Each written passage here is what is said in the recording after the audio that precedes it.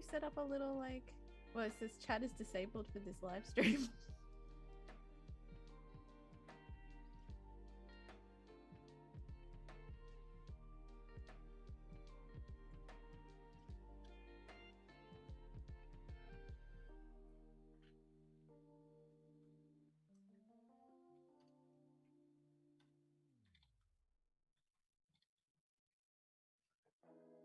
Go to edit, basic info, advanced settings. Under chat, uncheck the enable live chat box.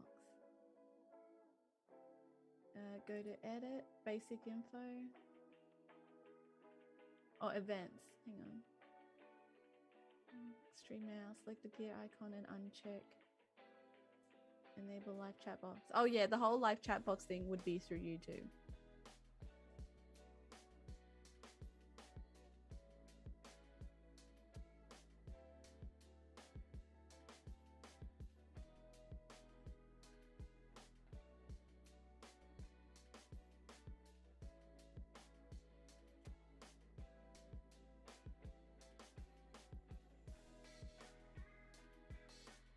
So it says like there's stream now or there's events, and then you go to edit.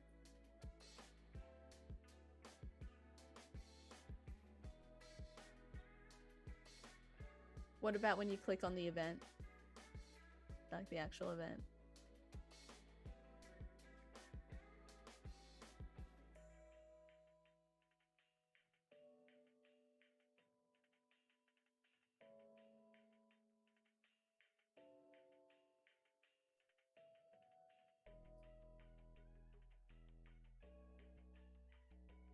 Well, it says there's the edit and then basic info and then advanced settings. Hang on, let me just copy and paste.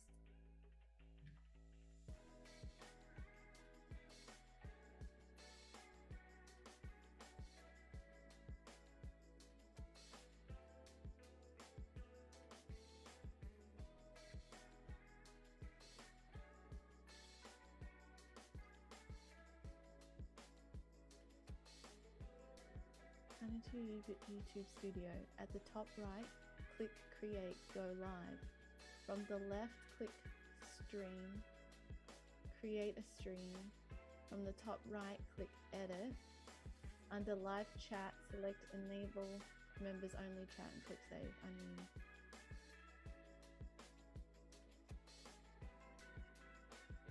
This is turned on by default and shows up. Let me refresh it. Maybe it'll go, maybe it won't be disabled once we go live, but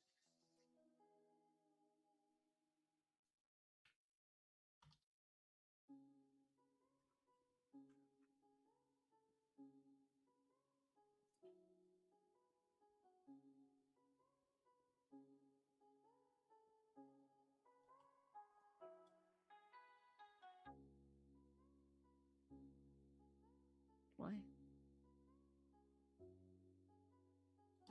It is 100% not.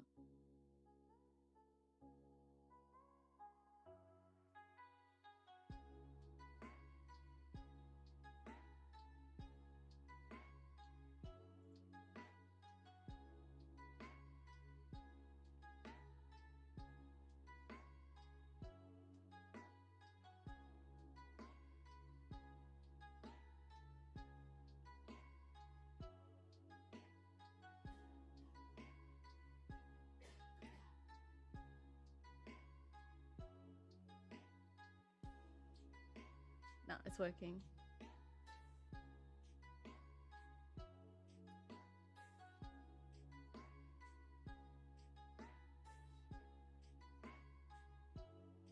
Just mute it.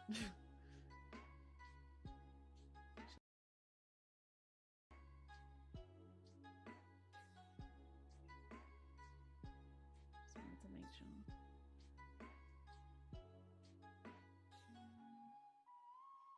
It says 3 people are watching now.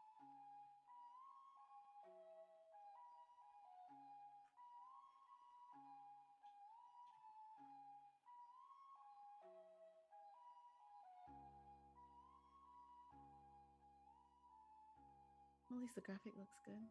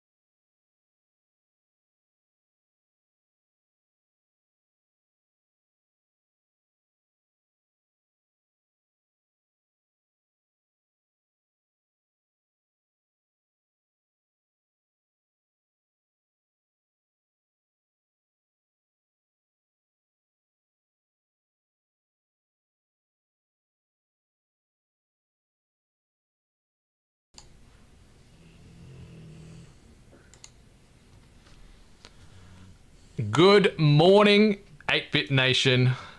You're waking up today with our beautiful faces spread all the way across the world. Hope you're doing well. My goodness gracious, streaming on YouTube is not an easy thing that that I assumed it would be, that's for sure. Filters for chat for kids and all that. I'm like, yeah, we're a kind of a kid-friendly show, but that means no one can talk.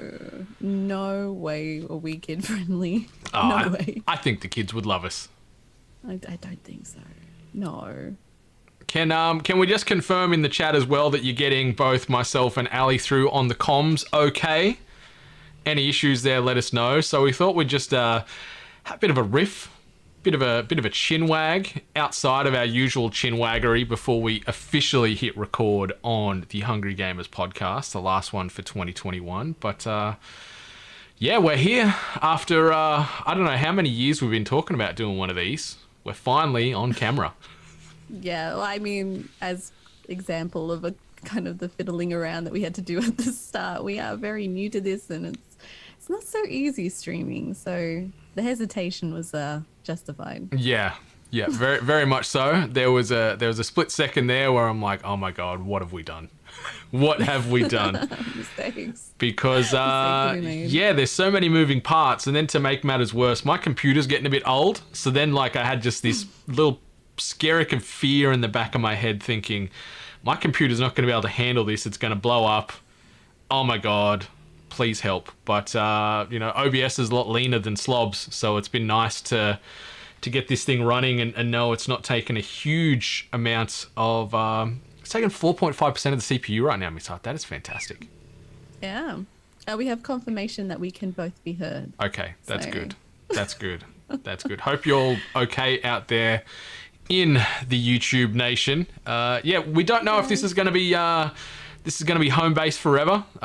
My initial thoughts with YouTube was it would tie in nicely because we were trying to do more video content, but that's sort of on the back burner for now. So maybe we do pivot in the new year if we're going to make these things a regular thing. But Miss Hart, I don't know. We're fast and loose here.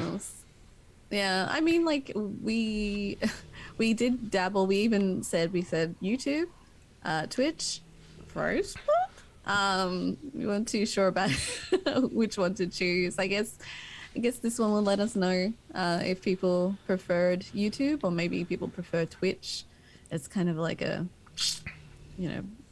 bouncing beam on what people use. Yeah, YouTube streaming is getting more popular now. Yeah, I feel very bad because Miss Hart's very regimented and structured and likes to have everything planned out. And we get the plan, it's all good to go. And then like last night or the day before, I'm like, maybe we should do this on Twitch. And I could like hear Miss Hart's blood boiling from across the continent and scream from across the world.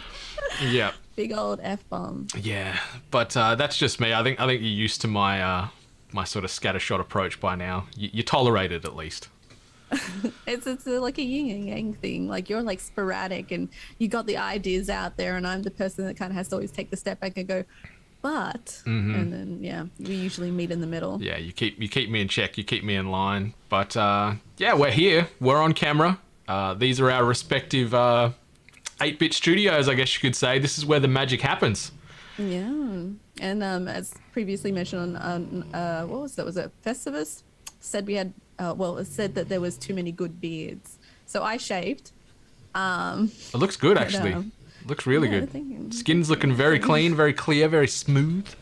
Yeah, so this is like I guess the first time that the Hungry Gamers have been like live and visually present doing the podcast. Like, we appear on social media every now and then we've obviously done some events for charity which were live streamed, but this will be the first time the podcast is going to be done, and it's going to be done live so everyone can kind of see the magic that that is the Hungry Gamers podcast. Yeah, definitely. Like it's something we want to try and be more present, I guess you could say, but we also don't want to overcommit to content because trying to get all these other ideas that we've got realized is difficult, especially with time zone differences, with borders, with COVID, with just mental bandwidth. It's not the easiest, but I think all in all we've probably had our most focused year to date. I think not only from a THG perspective, but maybe an 8-bit perspective. We've sort of narrowed the focus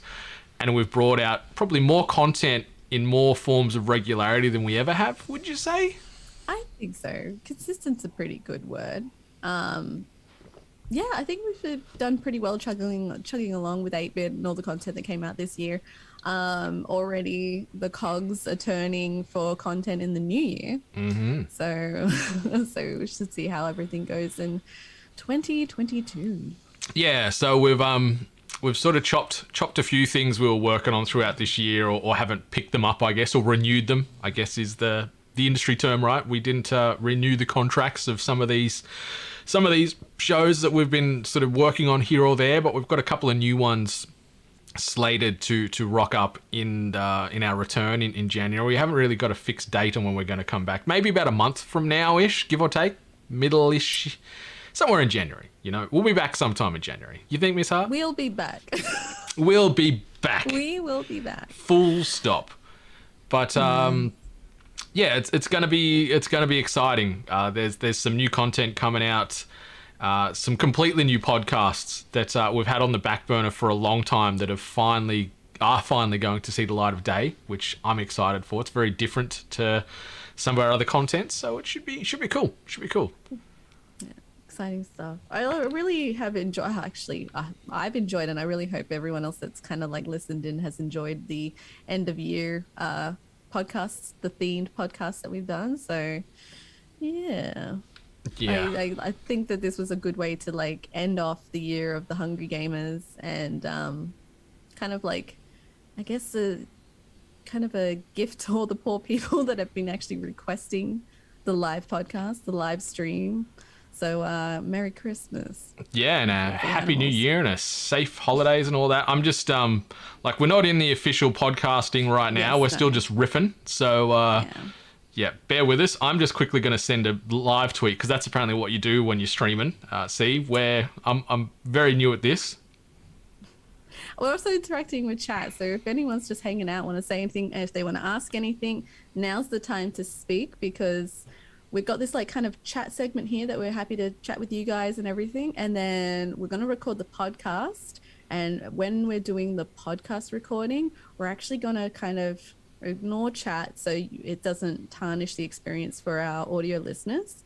And then once the podcast is over, then we'll come back and we'll chat with everyone that's been hanging out and chat, and we can talk about favorite things, what they thought about what we chose, and kind of have some banter at the end. So that's kind of how the structure of this live stream is going to be. So if people kind of come in when the podcast is recording and thinking we're ignoring them, anyone to kind of point out that we're just, doing the podcast element. Yeah, just grab a seat, get comfy, listen to us waffle and rant and do our thing, and then we'll come back to you in the end. So I thought that way, like between us, we came up with that idea where it's just that way the content that what you're used to hearing, if you aren't watching live, you'll still get that same consistency with the episode, but there'll be some stuff before and after where you can jump in and have a chat and a riff.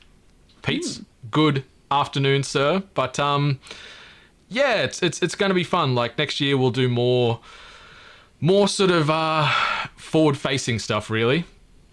Benny. Bye, Benny. Best of luck, my friend. Going on quite the journey, maybe the biggest adventure of Benny's life. So sending you all the love, my friend, and have a great time. Going to be fine. Enjoy the flight. Hopefully you get to have a sleep on the flight. Known as the good time zone.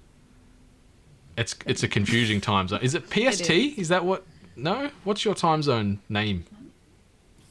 You'd think I would have learnt it by now. I think it is Pacific Standard Time. I think PST. So. Yeah, but we've worked it out where you're plus 6 hours and then change it from whatever. If it's AM, it's PM, or if it's PM, it's AM. So you reverse the morning or the night and add 6, and that's you to us. Biggest problem now is that we both experience daylight savings in our own respective countries, so that kind of muddles things up for a while. It's so confusing. Time is just annoying. Yeah, one of the few things I miss about living up in Queensland was the lack of daylight savings, because I knew the time today will be the same time in several months and then several months after. But and I knew exactly what time it would be. But yeah, bit of inside baseball. I'm sitting on a cushion on top of the couch to just prop myself up because this couch here, she's a bit of a low rider, but I thought just to frame it, I've got a couch cushion from downstairs. Actually feels nice because I got a bit extra cushion on my caboose, so I'm feeling comfy, feeling good. I'm in the creaky old chair that I think we got from either Amazon or IKEA. I think it was Amazon actually. Cheap but a good one. That really hurts my butt. Maybe you need a cushion too. Probably. I probably need like the... Actually, I'm not going to say that. This is live. I'm not going to be caught out on some... You can say whatever you like. Yes, but I don't want it to come and hit me in the ass later on. Oh, like a nice comfy cushion. Yes, it's true. Yeah, so, I had so many things I intended to do last night leading up to, just prep and just some finalization around the house. But I decided to binge all of season 2 of The Witcher last night. All of it? All of it. So I'm done. Season 2 in the can. I'm very tired, but like this door here, it's open right now, but it'll be shut when we record. I've got a big Aliens, like massive big A1 print that I've got, and I picked up frames this week, and I fully intended to have it framed, and so that I can shut the door and it'll be another nice piece to sort of fill this little void right here. But I went, fuck that. I'm watching all The Witcher, and I watched all The Witcher, and I'm very tired. And then I just couldn't get up early enough to do this frame this morning. So, it'll get there. To be continued. I mean, you just said that you just watched all of The Witcher season 2. And that's it? You're not going to say whether it was good or not? Oh, that's very true. It was very good. It was very good. Kind of leaving hanging there. Yeah. Like, oh, man, maybe it was bad and he doesn't want to actually say it was bad. Tune into the podcast. Tune into the podcast for full details. But no spoilers. 'Cause obviously, it's only been out for 14 hours-ish now, give or take. 15 hours? I don't know. But 8 episodes, slapped them, and it was great. It was great. Now I just want season 3. I want more Miss Hart. That's the problem with binging a show, because I want more. And see, Limo wants to binge The Witcher as well, but little baby Nova taking that priority, which is fair enough. Maybe you could introduce her to The Witcher. I think she's at an age where it might not sort of sink in, but I guess there is some monsters that could scare her a little bit. Get those wireless headphones, because usually you can have like one headphone in and then one out, and then you can kind of have the show playing in your ear and maybe in the peripheral, or that's it. Yeah, get some ANC 300 BTs from Audio Technica, noise cancelling. So you could have the left bud in and then the right one in your pocket or something. Yeah, I wouldn't take childcare advice from myself, to be honest. Or that's me. Just an idea. Just a good idea. Or me. I've got 2 dogs and one of them still just pisses on everything. But yep. I took them to the dog groomer this week. Oh. They loved it. I have to ask, because I saw that you posted a very cute picture of them afterwards. Did the dog groomer buy them the ties? Yep. So when I picked them up, they had their little ties on. They were looking very dapper. So they had a big wash, and then had an ear clean, a nail trim, all the trimmings. And then when I picked them up, they had little bow tie. I mean, little ties on, little business ties, and they looked fantastic. It's very sweet. Yep. So now, when we go back, I'm going to expect that same level of quality and knick-knackery. I want ties, bow ties, bandanas, scarves. I want the works. Please. Kind of wish that whenever I went to the salon, I would get a tie or some kind of accessory. It makes you wonder, like, did she just like bulk buy them, like 1,000 of them, and she just got them in the back, like really cheap from like Alibaba? Alibaba? You know Alibaba? AliExpress? Yeah, well, it's AliExpress these days. It used to be called Alibaba. No. Yeah, yep. Back in the day, it was Alibaba. Oh, I didn't know that. Yeah, my dad used to be a wheeler and dealer on there years ago. The amount of things he'd buy from all over the world in bulk that's cheap or a knockoff was ridiculous. Huh. Actually. Yeah, Alibaba. And was it the 40 Thieves? It's not 40,000 Thieves. It's 40 Thieves.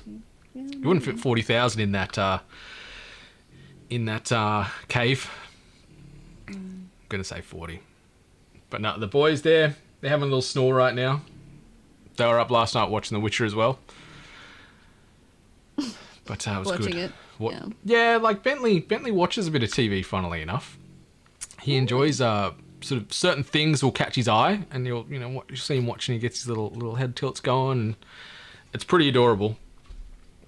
My dog would only pay attention when it was there was like a squeaky noise on there. Ah, yep.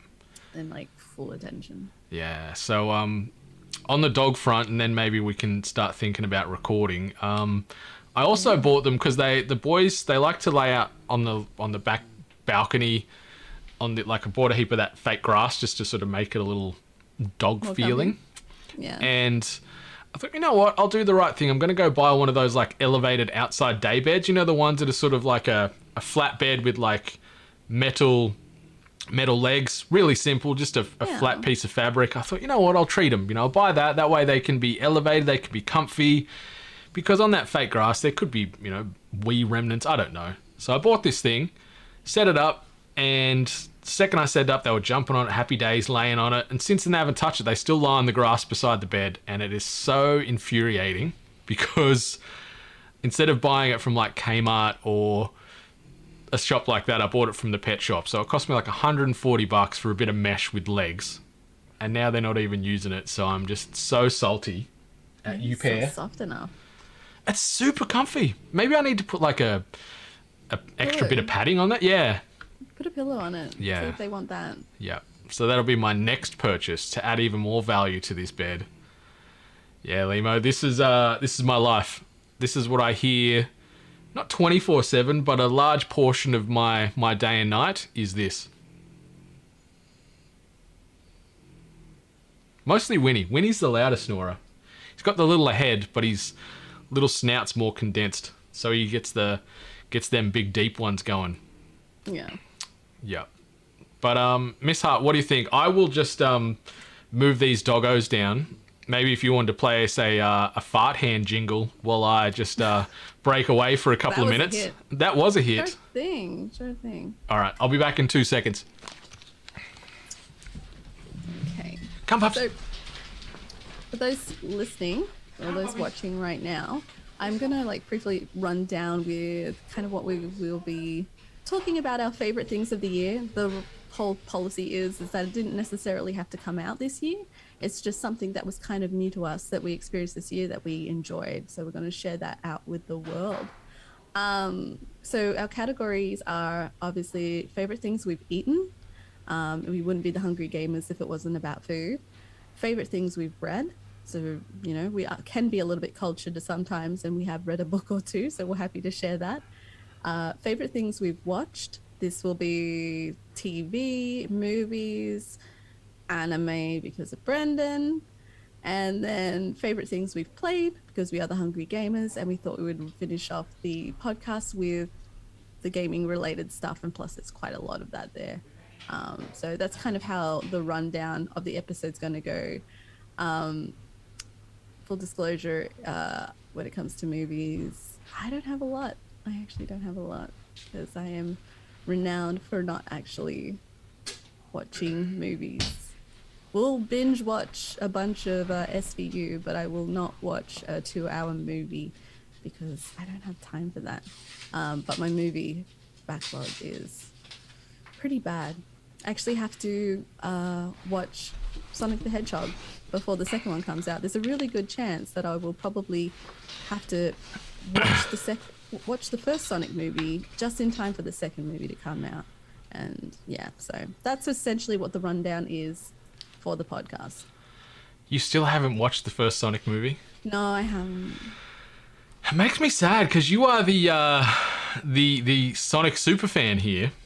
Well, what my original plan was I wanted to see the Sonic movie in that 4D cinema experience where the chair beats the shit out of you. Mm-hmm. Because I thought that would be a great way to watch it. And then just as that happened, just as we were thinking about lining that up, that's when the whole thing happened. So cinemas were closed, and then it obviously left the cinemas. And then, I don't know, something about watching movies at home, it's just such a chore for me.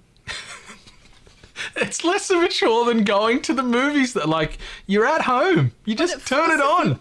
you like going to the cinema like forces you out there. Like you have to go out, you have to go to the cinema, like you have it's just an experience. But when you're at home, you're kind of like sitting there and you're like, I could watch a movie, but I gotta sit there for a while, or I could like play a video game or watch a bunch of stuff. Yeah, or just binge a whole season of some obscure anime that you've just scrolled across. That's my thing. I'm like, some people. What am I gonna watch? I don't feel like watching a movie, or I don't feel like playing a game. Let's just peek Crunchyroll or Funimation and see what's there.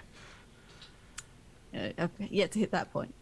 And the annoying thing now, I've watched all the fantasy on there just about, and all the shows I'm watching that are sort of simul-dub, as they call it on Funimation. I'm completely up to date on all the English episodes now. I've got to wait like several weeks at a time to get an episode with the dub instead of jumping into the sub. So, first world problems, that's for sure, Miss Hart.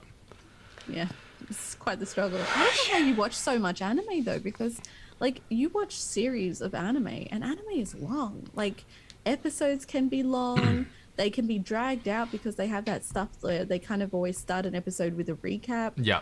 And then like it takes a long time. It's quite the investment. So yeah, it's just you just got to commit, Miss Hart. You just jump in and then you just let them roll. Like I'll churn a season or two out a day in some shows just because they're easy to punch through. Because a lot of them now, a lot of the shows I've found that I've really liked might only have 1 or 2, maybe 3 seasons, and they're anywhere from 12, 13 episodes ish. There's some that have got the 26 episodes or some insane amount, but for the most part, you can slap out a season, which is say 12ish episodes. You can knock that out within, less than 4 hours.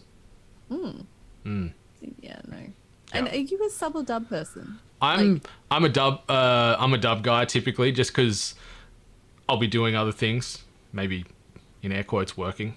So I see. Yeah. Okay, fair enough. Yeah. Maybe that's why, because like I do prefer the subtitled experience, and then you really have to like give it all your attention. Yeah. So yeah. either that or learn Japanese. Typically the voice work in the sub's always better. Like it's more emotive, even though I don't speak Japanese, but it's conveyed better compared to some of the English dubs. But there's some good dubs out there. Most of the shows I've stumbled across this year have been good. It's yeah, gotten better. Like that's always been my issue, was that when I started watching anime way back when, the dub work wasn't really great, and it was very repetitive. You'd always hear the same voices, so you'd kind of start, getting like cross-contamination voiceover. So I just got used to subtitles. A lot of that's still the case. It feels like there's like a half a dozen key voices. Like I can't remember their names, but like you'll hear the same distinctive voices in every other show you listen to. They're like, oh, that's All Might, and oh, that's this guy now, and oh, that's this one.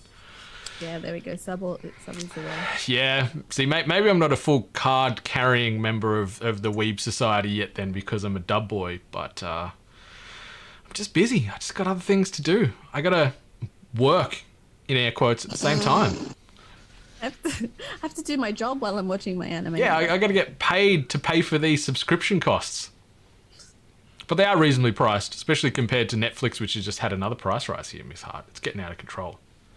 Is it? I think it's like $25 a month now. Really? Yeah, I know it's in the 20s. Maybe it's 22. But yeah, it's up above $20 Australian now a month for Netflix.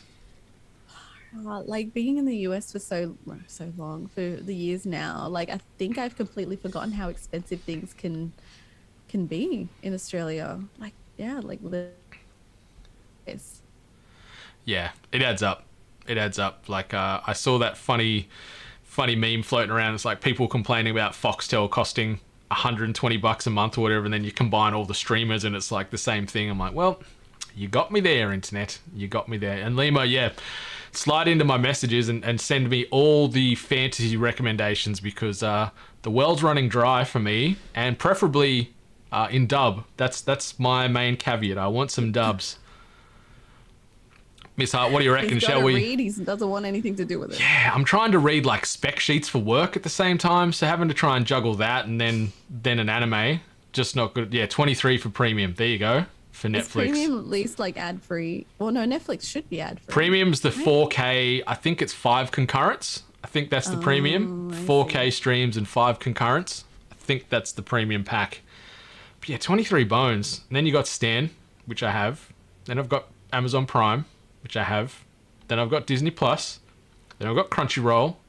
Then I've got Funimation. Then I've got NBA TV. Then I've got NFL. Oh, okay. Does Disney Plus in Australia bundle other stuff, or do you only get Disney Plus? You get a few, but annoyingly... Oh, and then I've got Binge, because a lot of the things still fall under Binge, which is Foxtel. That's quite a lot. Yeah. I don't even think we've got that over here. Like, that many subscriptions. But then Yeah. again, I don't really need Funimation or Crunchyroll, so... We just need to pool all our resources together, because a lot of these have like 5 concurrents. So you just like go in with a few other people and have one login. It's smart to do. Yeah, my NBA Live account, funnily enough, I signed up with that via Kenya, and it saved me absolute absurd amount of money. I got it for like a third of the price. Okay. Yeah. Used a VPN to say, yep, I'm a Kenyan resident, and then I bought NBA TV for pittance, which is awesome, because that's usually like $200, $250 AUD a year, I think, for NBA. Got it for under 100. Anyway, this is going to be the part where we hit pause on the bants and then hit record on our end. And I guess you can see how things go in this live environment. You can see how we do these potties. Nothing too exciting, nothing too revolutionary. Just two legends talking into a microphone. But you'll see that this is a one-cut show. We don't do stops and retakes and re-edits. We just roll from front to back, which I'm very proud of. You know, we don't have any ad breaks. We don't sort of go away and go to the bathroom unless we absolutely have to. Well, yeah, if it's an emergency. Yeah, but I'm good. Sometimes we just keep a container to... no, just kidding. It's just water. Yeah, right in there. If I got Probably shouldn't have drank from it after insinuating that would be pee bottles, but... Have you ever peed in a bottle? Hell no. I have a few times. Powerade bottles. Yep. It's just harder. You know what? I'm not. I'm not. Yeah. Like stuck in traffic a few times. Busting, and I had a Powerade bottle and sort of managed to jimmy it and crack it, and like the Powerade bottle was empty. I drank it like that day. But yeah, stuck in traffic, couldn't get home, couldn't turn anywhere. So dropped a sneaky whiz in peak hour traffic in Sydney a few times. Very special live stream, everyone. Yeah. But then the paranoia sets in, because you're busting. You go, am I going to fill this bottle? Then do I have to crack it off? And then I'm going to be in more pain because I'm half emptied now. But no, luckily that hasn't happened yet. Maybe my bladder's only like 600 mil. I don't know. Science. Science indeed. Okay. All right. Let's 3, 2, 1 countdown this sucker. Mm-hmm. Get your Powerade bottles ready, listeners. All right. 3, 2, 1. Record. Clicked. Round 1. Fight. Heroes never die.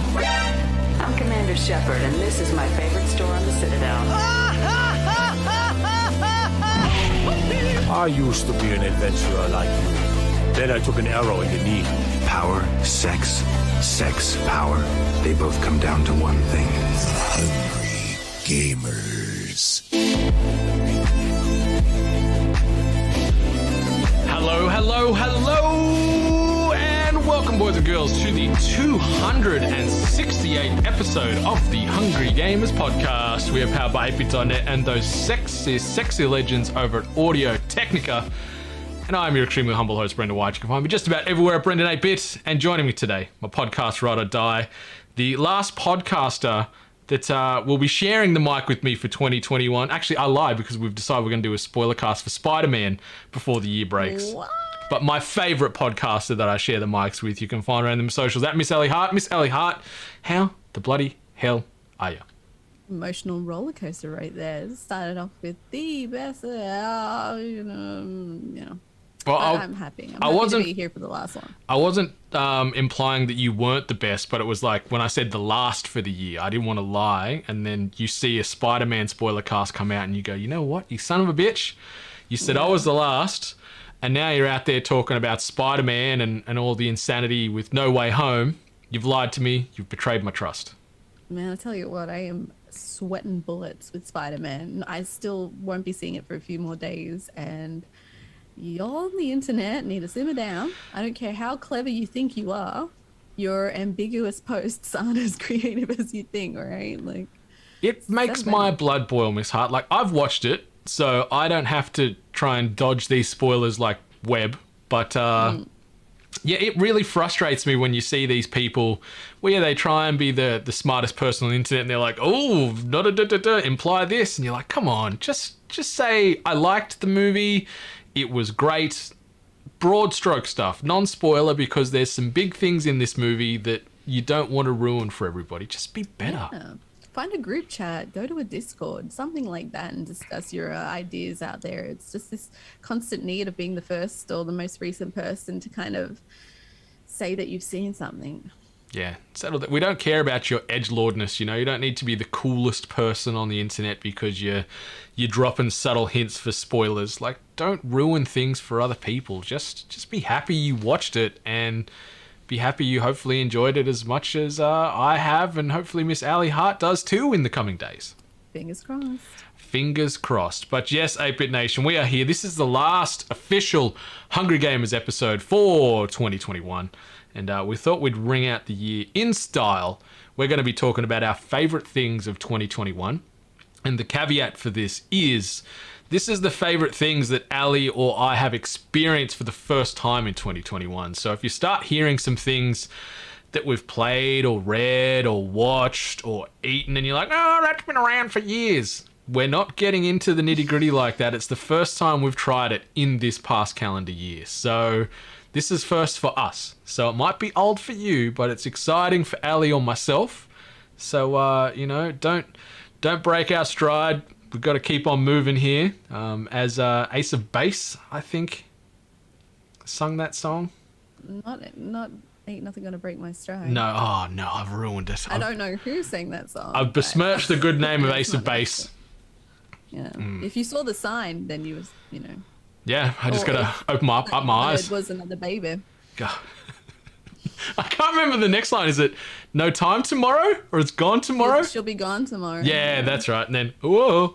I just remember that part. And then Nailed it. Absolute banger of a track. Apologies to Ace of Base for just ruining your fantastic 90s hits and also confusing you with another 90s hit, I can imagine. But anyway, we're here. We're talking about the favourite things in our respective lives that we've encountered for the first time in 2021. And you know what? We are the hungry gamers after all, Miss Hart. So maybe we should start about the favourite things that we've eaten or consumed in 2021 for the first time. So Miss Hart, did you want to start us off? Yeah. So I've had living in America, their big thing that they love to enjoy is barbecue. And I've had to explain to a few people that barbecue in Australia is a different thing and a more regular concept. But over here, it seems like barbecue is like a kind of more of a special occasion, a very, extravagant affair.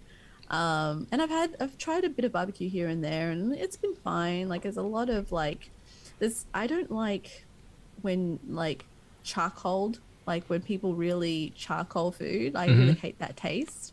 But this year, by pure luck, tried out a place in the area, and my husband told me about burnt ends, and I'm like, that sounds terrible. Sounds like the worst thing ever. Anyway, tried it. Oh my goodness. It is like the best part of a Sunday roast when you get the cooked, fatty, meaty part at the end. And this place serves it in abundance, and it's classified as the offcuts. So burnt ends is like my new favorite thing. It is crazy. When they're done right, they're just about one of the best things you could put in your mouth. Full stop. End of the episode. Yep. But no, seriously, they're great and they're really hard to perfect. as Miss Hart said, it's sort of the edgings or the offcuts of like a brisket. You usually sort of, once the brisket's done, you can sort of cook these beyond to make them nice, crunchy, but also like gooey, tender on the inside, just edible bites of amazingness. And as an amateur barbecuer myself, it is tough to perfect. I haven't perfected burnt ends. I can make them okay, but when you go to a place that knows what they're doing and nails it, it is ridiculously tasty. Yeah, and like with the sauce that goes with it as well, it's just amazing. I never thought that I would like really get into barbecue, because I always thought people were kind of, maybe like overhyping it a little bit, but no, the hype is justified, obviously, when done right. So burnt ends is one of my favorite things that I've eaten. And the second thing that is one of my favorite things that I've eaten, which is very recent, it also coincided with the very good event of a very gamer game being released. Halo came out. They were doing like very specific, Halo and Call of Duty, came out. And, with these games were specific codes, like you buy this product, get codes and everything. And I believe with Call of Duty, it was Doritos. I hate corn chips. I really don't like corn chips. I don't like Doritos unless it had melted cheese on top of it. But then a purchase of Cool Ranch Doritos was made. Like, all right, I'll try it. I doubt I'll like it. Seems like a good majority of the gaming sphere love it, but I'll try it. I really like them. They're really, really good. They remind me of pizza shapes. Yeah, they've got a bit of taste to that, and they sort of almost taste refreshing to me, like, because they've got that ranch. You don't get a massive ranch hit, but it's got just this softer, smoother taste for a corn chip, and you can just smack a pack in no time at all. And I'm still so surprised that you don't like corn chips. That's like, I really don't. Like that's up there. Like when I say that I don't like mashed potato, like. When you say corn chips, like, I don't think I've ever met someone that, like, if we went to a Mexican restaurant, they had, like, guac and some corn chips, you wouldn't go at it because you don't like the chips? Well, it depends on the chips. Like, now that I've had really good, like, chips over here with guac, I wouldn't go and pick it up and then eat it as is. Like I said, with Doritos, if you melted some cheese on it and then, had a side of guac, then I'd eat them. But just people who just ate them as is. I couldn't understand it. I thought it was the worst. You need some type of connective substance to these chips. You need a dip or a salsa or a guac, but you couldn't just smack a packet of CCs or... salsa. You don't like salsa? Wow. The things you learn even after all these years, listeners, my goodness. And here I am getting beaten up on the streets verbally about mashed potato all the time. And we've got the corn chip salsa assassin over here that is just killing me today. You're telling someone with an Irish bloodline that you don't like mashed potatoes. Yeah, I guess that's true. You got to expect it. You've had people out there that have been in your, your side of the ring. So, but I mean, discourse from the Irish. That's true. I'm spitting on the good name of the potato. Your family's there shaking fists angrily at me, but two very good things. Yeah, I would recommend trying to hunt down some Cool Ranch Doritos if you can. They're not usually here in Australia in the Coles and the Woolies and such. Sometimes IGA does, but if you see one of those like Americana snack hubs that are around where they put like prices up by 5,000%, usually you'll find some Cool Ranch in there beside a box of Lucky Charms that are like $15. You'll find some Cool Ranch Doritos. But yeah, they're well worth seeking out because they are a nice, delicious chip. And I do get the pizza shape comp as far as that texture. Oh, not texture, but the taste. And it even has like the little coloured green and red sprinkles on it too. So. Yum. Now I want Doritos. What about you? What are your favourite things that you consumed this year? Well, I eat many things all the time, so I had to try and narrow this down to things that I haven't tried, and I thought I'd focus in. Like anyone that's been listening the last few months knows that I've embarked on a big old life change in the last quarter of 2021, where I've packed up my stuff, grabbed the dogs, and skipped south. Went from Queensland down to Victoria, and now I'm a resident of Melbourne, out of lockdown for now. Touch wood that stays the same with this new Transformer variant. But you know what? I'm down here in Melbourne. I'm settled, and I've been just trying to explore and find new food haunts. Like, I pride myself on my food knowledge and knowing all the good places to recommend. So I've just been dabbling God, that's going to make me sound so bad, but when I first moved down, every couple of days I was trying something new, and like, that's not a healthy way to live, people. Moderation is key, but there was none of that when I first moved down. But luckily, where I am, I'm in Coburg, it's about 8 k's out of the city. So I've got this massive big blanket. We're sort of like northeast of the city. You could say, or maybe straight north. I don't know. I'm terrible with geography. But I'm in this 8k radius. In that hub, that encompasses like Brunswick, which is pub, bar, restaurant, cafe central. So everything from there delivers. So I've just been sort of going through this hit list one by one. And one of the first things I tried was a place called 300 Grams. And it's a burger joint. Literally found out that it's like 1 kilometer up the road. So now I just go up and pick it up. It's deadly. But they do super simple burgers, smash patty style. So nice thin meat patties, really fresh, simple ingredients. They do like a cheeseburger, a beef and bacon burger, a chicken burger, and then like a fish burger, and then chips and stuff like that. But they're so tasty, they're so fresh, and they do a Biscoff shake. Like Biscoff, I don't know if it's the same with you in America, Miss Hart, but Biscoff is just like shot to the moon here in Australia the last 12 months. Like no one knew what it was, and now it's just in everything. Biscoff shakes, Biscoff cakes, Biscoff slices. I doubt even half the people buy the Biscoff biscuits themselves or the spread. I've got the spread in the cupboard. I've got a smooth and a crunchy Biscoff. That's dangerous. Oh yeah, I just get a spoon just in case. I don't put it on anything. I just put it on a spoon into my mouth, and it is so good. But 300 grams is just simple, old-fashioned good burgers, and it's so delicious. And the fact it's up the road, it's bad news, but good news. Yeah, so that's my first food wreck as far as favourite things I've eaten for the first time in 2021. The other one that I wanted to shout out is a place called Fat, which is fried and tasty. It's in Brunswick. And they do, chicken burgers, fried chicken, all the other sides. And it's just a hell of a time. Picture like KFC on steroids, really, as far as the food. Like anyone that's been... Did you ever go to Clem's Chicken in Sydney, Miss Hart, in Newtown? I don't think so. It doesn't ring a bell. It's got that southern fried taste.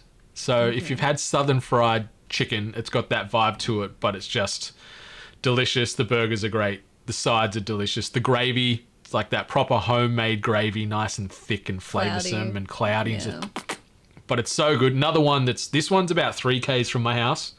So I can drive there, or I just get it delivered when I'm being lazy. And the last one I wanted to shout out as far as favourite things I've eaten is a random little donut truck that I stumbled across in Brunswick when I was trying to get my iPhone 13 during lockdown, which was a whole nother debacle. But it's called Barclays Hot Jam Donuts. Tiny little unassuming little white caravan-y box thing just out the front of the mall. All they do is jam donuts, but they are probably the best jam donut I think I've ever had in my entire life. Wow. You are like quite the donut connoisseur as well. So that's a big so they serve donuts out of a caravan. Yeah. So it might be like, you could say more it's maybe like one of those demountable sheds. Like it's just a little box. Okay. They've got their little deep fryers in there. It's a tiny little thing. Like you'd fit maybe 3 people in it at most.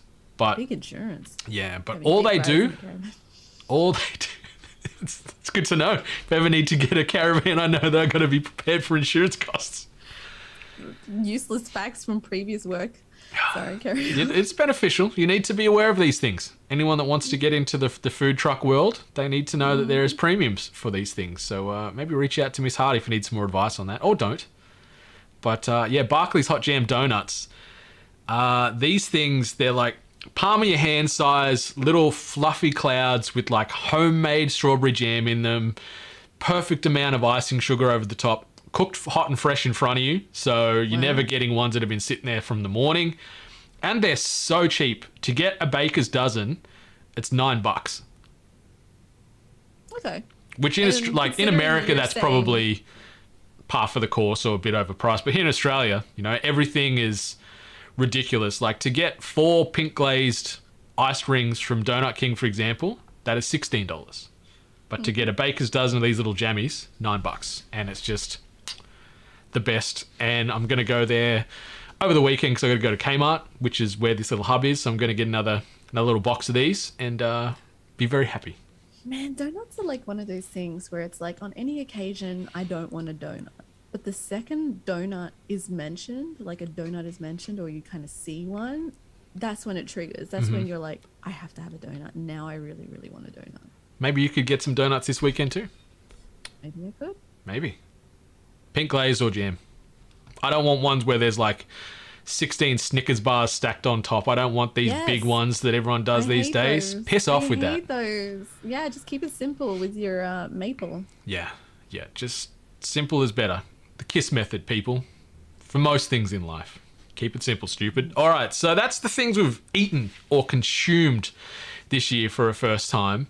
Miss Hart, maybe we'll jump into favourite things we've read because we've read some books this year. Yeah, we actually read some books. It was it's new for me. I really don't read normally. I always found it quite time wasting. Movies and books, I find time wasting. That's hilarious. Very uncultured. But lucky for me, I found like a whole category of things that I actually do enjoy reading, and lo and behold, it's really screwed up things.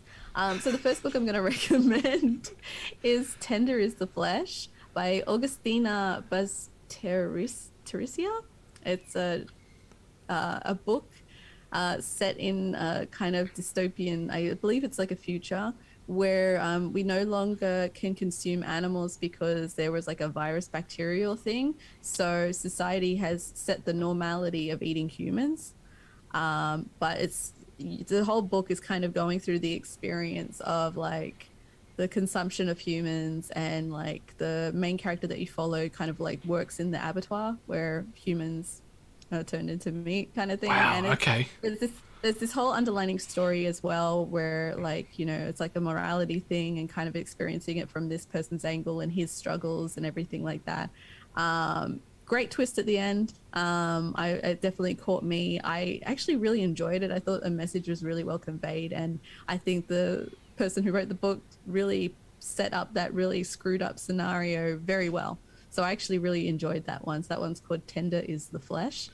And my second book is called Wounds, 6 Stories from the Border of Hell, done by Nathan Pellegrin. I sense some themes here, some consistencies across these books. They're very interesting. Luckily, we don't have this episode set as kid-friendly, that's for sure, because they not be sleeping tonight hearing about these books. You gotta learn sometime. Wounds is like, as it said, 6 stories, and they're all kind of like got like a like sort of link to like hell and hellish landscapes and hellish creatures and everything like that. It was actually a really good read. There were some stories that stood out more than others, but overall, just like going through the book, it was actually really enjoyable. I wouldn't necessarily say it was scary, but there was some good kind of like horror-ish kind of elements to it. Maybe it would be scary. Maybe I'm desensitized, but I did enjoy that book. It was a good read.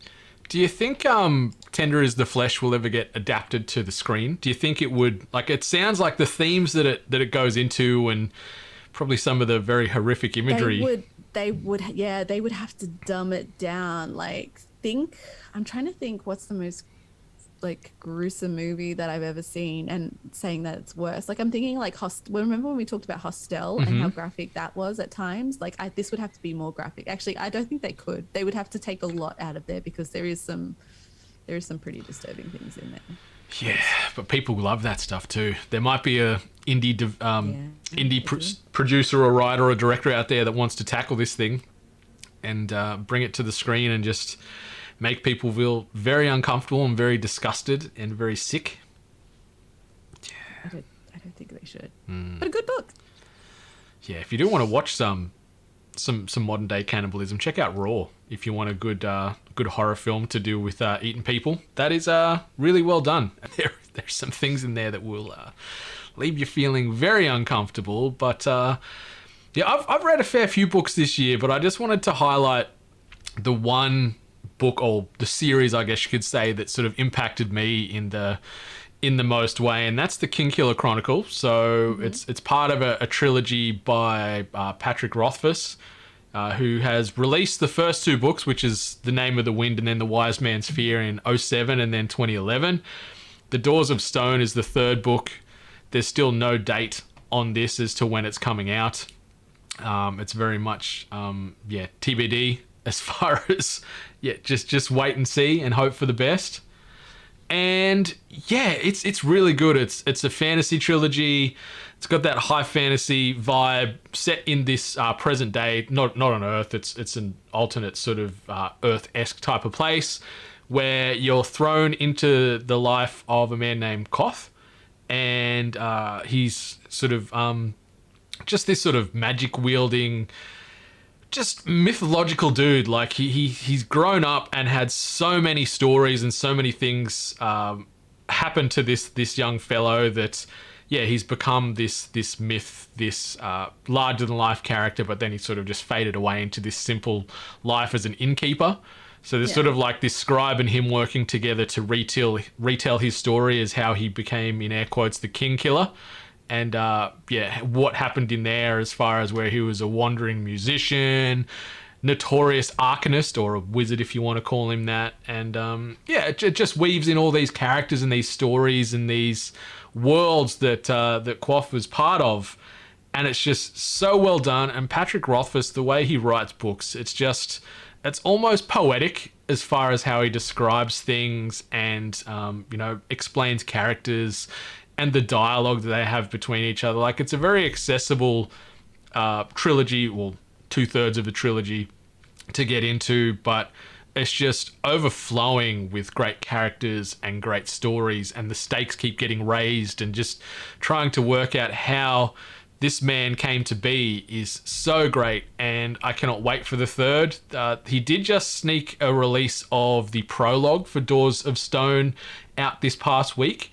So I'm excited, but I just want that third book, because I smashed these two books back to back in the space of about a week and a bit. A lot of pages. They're big books, yeah.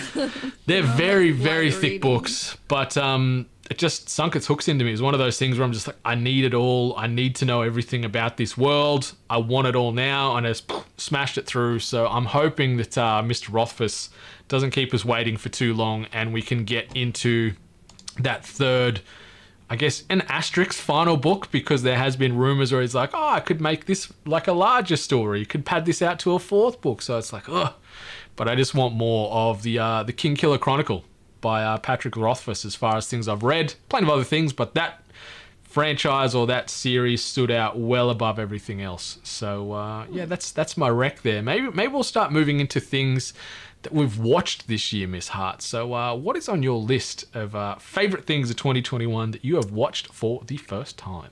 Spoilers, not a lot of movies. No one is surprised about that.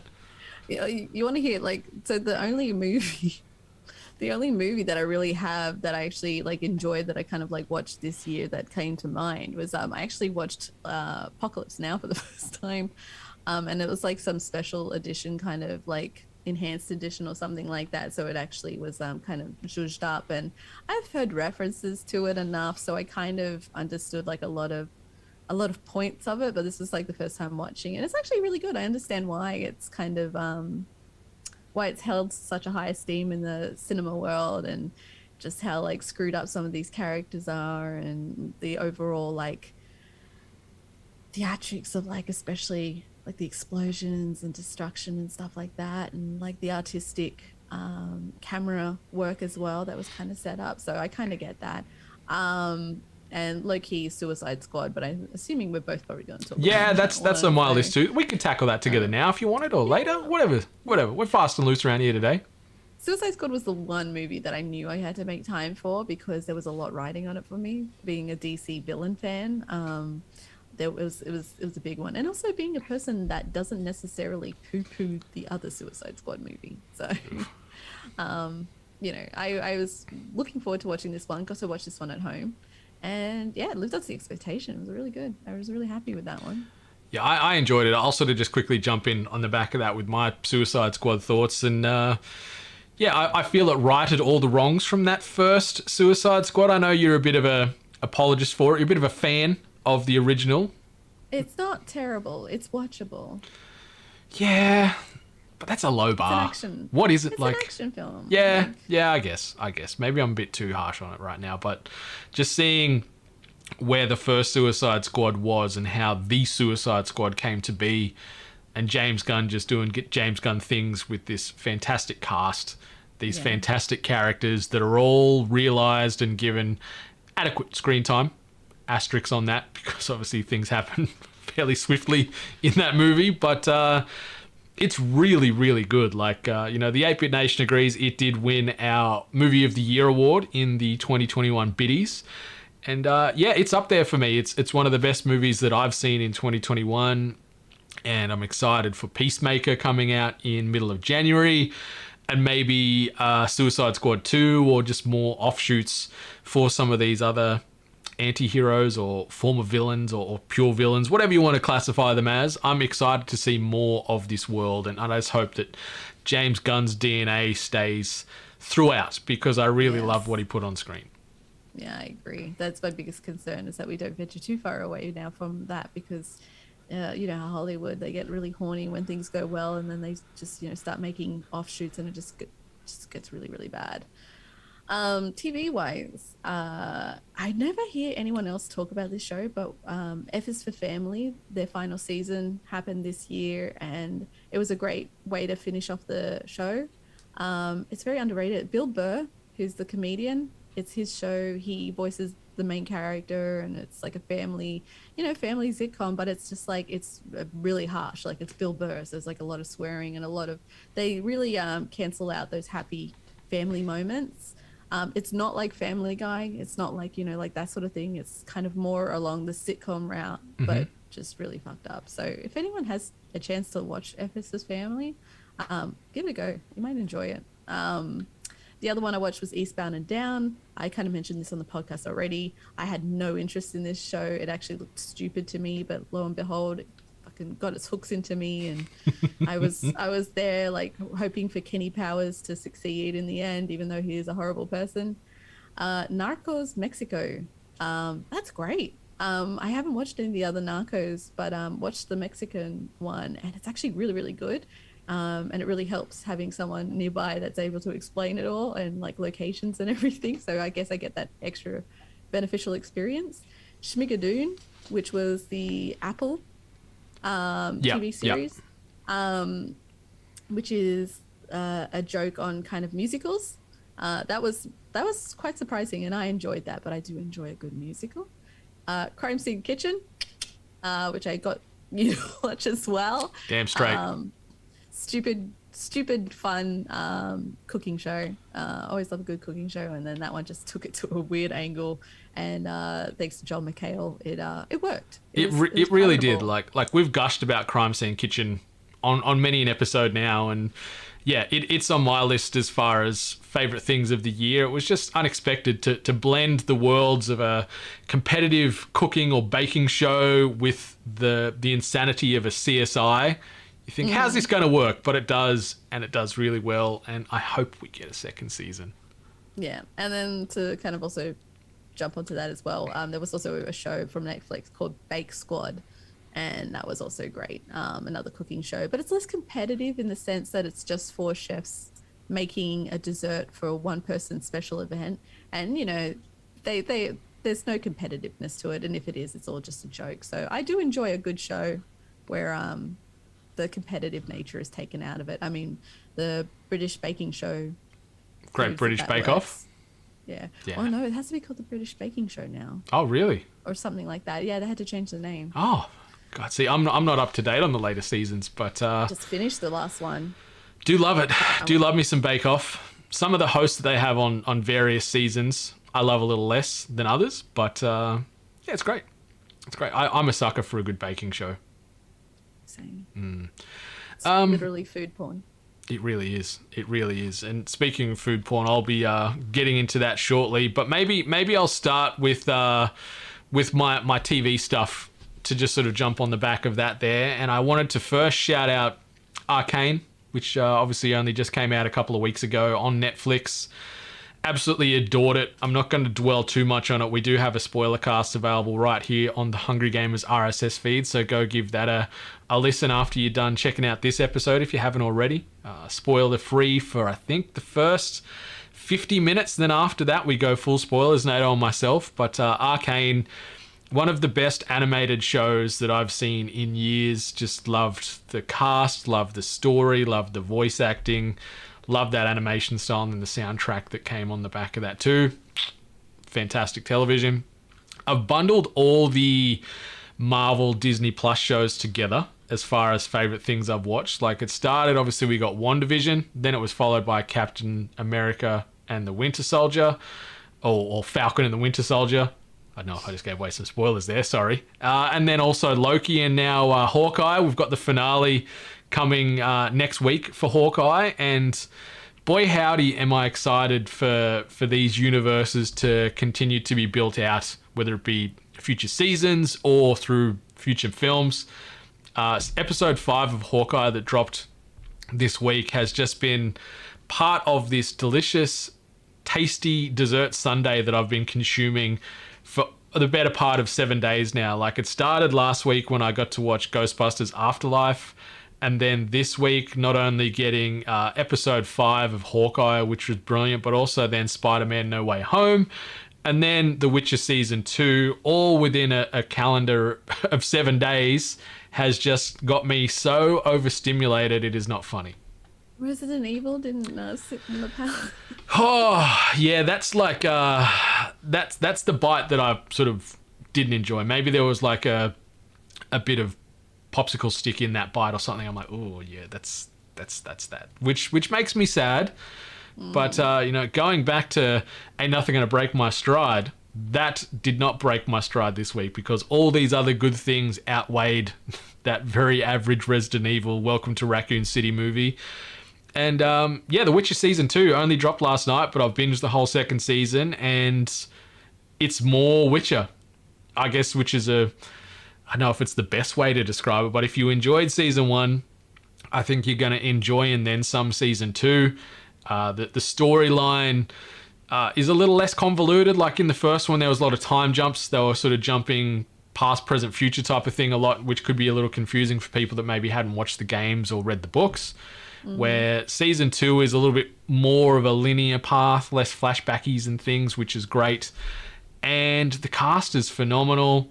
Where they take it and where they go with some of the stories that they showcase on the screen is awesome. And I'm so hyped, but now I'm also sad because I'm like, now I've got nothing to watch. I don't have any more Witcher to watch now until, I don't know, 2024. I don't know, which makes me sad. It's going to be a while. Yeah, but it's really, really good. So do yourselves a favor and check that out on Netflix.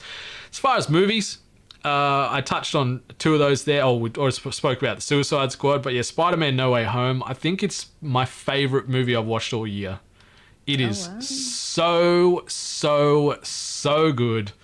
Not going to go into spoilers. I'm not going to get clever and imply anything or try and be too smart and give away things without giving away things. But the casting's awesome. The writing's great. The pacing's fantastic. There's heart. There's humor. There's action. It's just a good movie in every sense of the word. And even though it goes for over 2 hours, it doesn't feel long. It's got a good pace, and I just love everything about it. And I cannot wait to talk to more people about this movie once they've watched it because it's very, very special. I am looking forward to it. It's had such a good, everyone's said amazing things about it. So I am looking forward to watching this one. Should be good. Yeah, yep. And something else that was good that I touched on a second ago, Ghostbusters Afterlife. Yeah. As a Ghostbusters tragic who grew up with the movies and the games and the toys and the animated show and the obsession to actually want to rename myself Peter Venkman as a kid. My mum never let me, which I'm still probably a little salty about to this day. Maybe I can do it now. I can legally change my name to Peter. You could, yeah. I don't know. I don't know, Bill Murray is his own thing. You know, not many people can do what Bill Murray does. But anyway, Ghostbusters Afterlife is in that similar discussion that I just had with Spider-Man, where it's just fun, it's enjoyable, there's heart, there's a lot of touchstones to the original 2 movies, and the casting's great. I really like everything about this movie, and I'm excited if they do decide to try and expand this universe with these characters they've introduced us to. I'm excited to watch more of that, but if this is like a one and done, I'm even more happy, because it was just it was handled with so much care.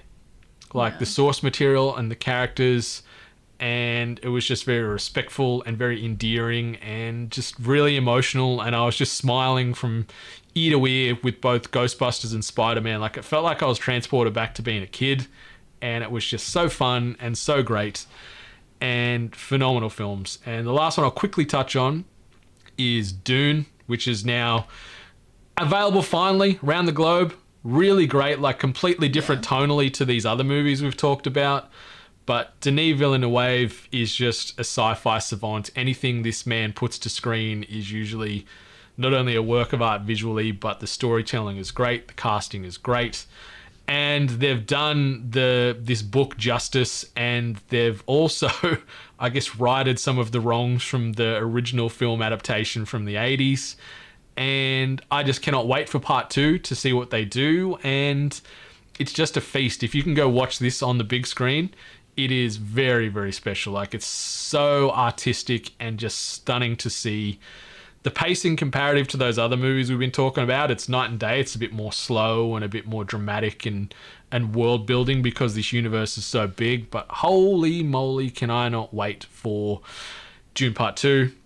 I can't remember if they confirmed if it's coming out next year. If it is, I'm very happy. But if I've got to wait another year, I'll be a bit sad. I might have to wait another year. God damn it. God damn it. We're used to delays by now, and this is what this whole year's been building us up for. Like, thick as skin for delays. That's true. That's true. And the last but certainly not least topic or segment I wanted to touch on as far as things I've been watching, Miss Hart, is the Brendan White, aka Peter Venkman Anime Hour, we're going to be calling it here. I'm not going to be talking about this for an hour, but I just wanted to shout out to a select few series that I've watched / discovered this year in my reintroduction to the anime world. So the first one is Beaufury, which is done by a studio called Silver Link, and it's focusing on this character named Maple. A lot of these, just about all of these shows are set in sort of that high fantasy world. I'm a big anime fantasy fiend, I've realized, and this one it follows this girl. Like, so a lot of them isekai, where maybe it's a human person that's dropped into a fantasy world, but this one she's playing an MMO, and she jumps on to play with a friend, and she doesn't want to get hurt, so what she decides to do is just max out her defense. So all she does is put all her skill points every time she levels into the defensive skill tree, and she becomes pretty much off the back of this, like, the strongest character in this game in history. It's very endearing, it's very heartfelt, a lot of nice and comedic. It doesn't sort of lean like a lot of these shows and a lot of anime I've watched this year.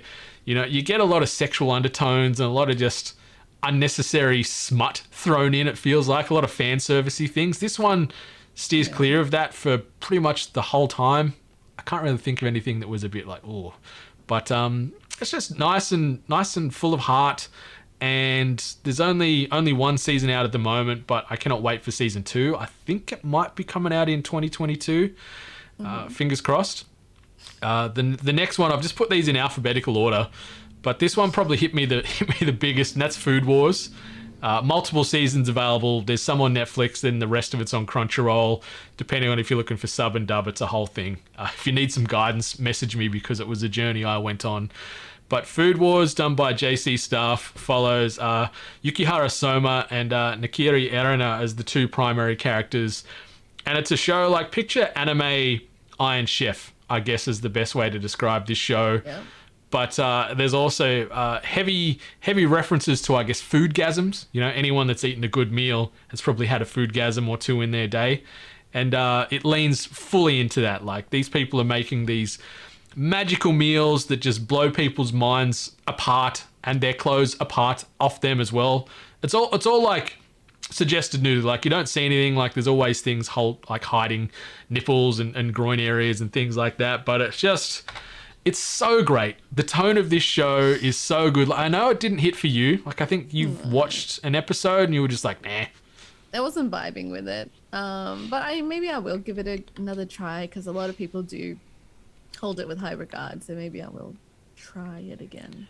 It's really good. It's really good. And outside of the comedic foodgasms, there is a good story here, and some good plot threads, and some big reveals, and some big high stakes moments. But yeah, just picture Iron Chef anime for several seasons with a bit of heart and some comedic flair thrown in, and that's Food Wars, and it's so good. The next one, is it wrong to try and pick up girls in a dungeon, aka Dan Marshy? This one, I'm really sad about the name of this anime more than anything, I think, because that name implies that it's going to be this sleazy, fan servicey, just, romantic. Yeah, and like there is some romance in it, but it's not like this person's just going into a dungeon to try and pick up women. Like, it's focusing on this this lowly character named Belcronell in this fantasy world where he wants to become an adventurer and become a hero. And so it's about him working his way through these dungeons, and it's got those game mechanics where you level up and you get new skills and that type of thing.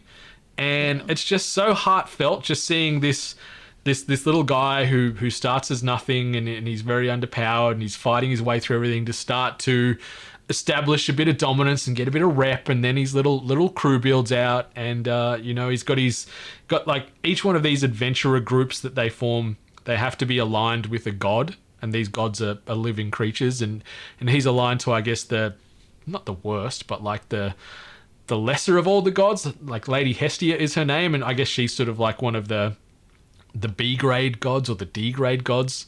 And just seeing their little group start to build up and ascend and get some clout amongst these adventurer groups, while this Belcronell, who's so pure of heart, this little fella, and he's got so much fight, just works his way through these dungeons and the stakes that escalate with that. We've got 3 seasons. We've also got 2 movies, and then we've got a standalone offshoot focusing on one other female group from Dan Marshy that you can check out. There's a 4th season coming, which I cannot wait for. But yeah, it's really good. Really, really good. The next one I'll jump on, Konosuba. It's another one of these isekai fan servicey ones where characters are in the fantasy realm, and this one guy, he dies, gets pulled into this world. I'm also wearing a Konosuba t-shirt. Got me full weave status here. But it's another. It does get a bit fan servicey as far as some of the sexual innuendos and imagery and the random focusing on boobs a lot, as a lot of these shows do, or like underpants and all this stuff, which gets a bit unnecessary. But this one's a bit more lighthearted, a bit more tongue-in-cheek, a little bit more slapsticky, and it's really good, really fun to watch. I've got a type, I've realised. Yeah, it's sounding like it. I've got a type, and the next one in that fantasy world, The Rising of the Shield Hero. I know Limo in the chat's a big fan of this one too. This is following that same archetype. People from our world has been transported into this fantasy world to save this place. But what happens with the character Naofumi, who's the lead of this, he gets done dirty right from the jump, where people frame him and pretty much say this guy tried to sexually assault this princess, he's a bad guy. So he's gone from this hero group to, you're a piece of shit, get out of here, everyone hates you, no one wants to deal with you. So it's not only him being a hero in air quotes, but dealing with society believing he's like a rapist, but also the fact that all these other heroes get given, like, there's a sword hero, there's a bow and arrow hero, and then he's got a shield. So, like, what can you do to attack with the shield? So he's a defensive type of dude. So he's not only trying to fight these creatures on this planet to save it, but also he can't fight because he's a defensive type of dude. So he's trying to work with that, and he's also then dealing with society being against him. So it's a bit more humanized as far as some of the themes. It's a bit more grounded. I know it's high fantasy and there's creatures and stuff, but it's a bit more grounded as far as the tone compared to the other ones. And it's good. It's divisive, but it's good. Miss Hart's like, oh, that one's not for me. No, it's like very consistent type of anime. Yeah. But this next one, very unlike the others. I watched this just recently on Netflix called Violet Evergarden. Mm-hmm. So it sort of follows on from World War II, or like in this other world, I guess, a World War II. So it's sort of set in the 50s, and this girl, Violet Evergarden, was sort of like a weapon in the war for this group of people. The war's over now, and she doesn't know what to do. Like, she's lost her art, like she's been severely damaged in this war attack at the end. And so she ends up joining this group where they're writing like letters for people, like whether it be war heroes and survivors, or writing letters to the family members who have deceased. So she travels around as part of this group and writes stories and letters for people, as far as it could be this person could be on his deathbed and writing a letter, or a nice will for his family, or someone writing a letter to their long lost love, and all this kind of stuff. So it's each episode sort of a bottle episode, but there's an overarching story with Violet Evergarden as she, I guess, tries to come back to humanity after being in the war and being very cold and hardened. But it's so touching and so cute and sweet and sad and emotional, seeing just these little episodes of not only these people's struggles and trying to convey their feelings to their loved ones, but also seeing her realize how this sort of weaves and relates to her life. And it's gorgeous. I think there's only 2 seasons on Netflix, but there's a couple of movies as well that they've done. It's been out a couple of years, but it's really nice, really touching stuff, and made me feel all the feels. But Miss Hart, listeners, I'm sorry if I put you to sleep or infuriated you all with my anime rants, but yeah, it's my favorite anime of 2021. Animates. Ooh, is that the podcast we're going to release? You and me? We're going to do an anime show? Oh yeah, because of my extensive love for anime. I can talk about all the old ones I watched. I can talk about that. We could do that. A lot of that stuff's evergreen content. I don't know. Some people would beg to differ, or they'll be. Or, I don't know. I don't know if a lot of the anime I used to watch is held in any kind of high regard. What one? Throw one out there. I mean, there was an anime podcast that I got to be on, A+ Anime. Nato. That's true. And I got to talk about one of my favorites, which was Excel Saga. Sorry, I had water in my mouth. I didn't mind Excel Saga. I didn't mind. I enjoyed it. Yeah. Well, there's a lot of weird ones out there. So, but yeah, I just don't consume it as much. I like My Hero. My Hero is good. My Hero is really good. As is Demon. Oh, I didn't even put Demon Slayer on the list. I'm sorry, Demon Slayer. You're on the list too, as far as my favorite anime. And season 2 is out now, but I'm still impatiently waiting for those episodes of dub. And Limo says he'll do an anime show with me. Let's talk. Go. Let's talk. Animates. I like that. Is that already a podcast? Maybe. I wouldn't know. Need to reach out to our fellow weebs and see. But Miss Hart, Animates is a great name. We need to bookmark and copyright that ASAP. But before we do, let's maybe talk about the favorite things we've played. You know, we've got a nice bookend here. We started with the hungry, we're ending with the gamers. So, Miss Hart, what is some of the stuff that you wanted to mention as far as favorite games you've played in 2021 for the first time? I am going to scream it from the mountaintops. Psychonauts 2 is like my game of the year. It's my favorite game.